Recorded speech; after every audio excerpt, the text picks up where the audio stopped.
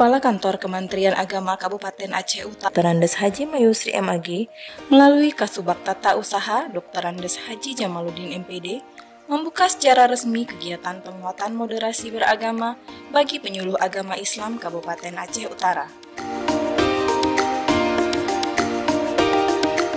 Kegiatan yang berlangsung di Aula Pelhut Kan Kemenak setempat diikuti oleh 115 penyuluh agama Kabupaten Aceh Utara. Mengingat pentingnya kegiatan tersebut, panitia menghadirkan Kepala Bidang Urais Kanwil Kemenak Provinsi Aceh Dr. Andes Haji Azhari dan Haji Salamina MA sebagai fasilitator moderasi beragama Kementerian Agama.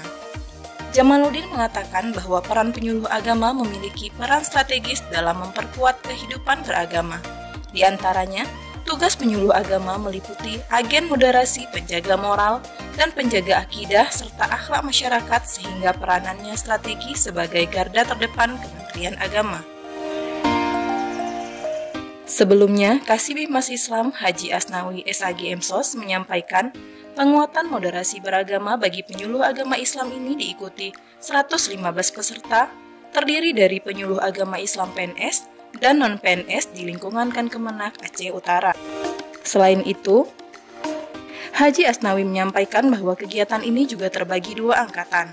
Angkatan pertama sudah dilaksanakan pada September yang lalu.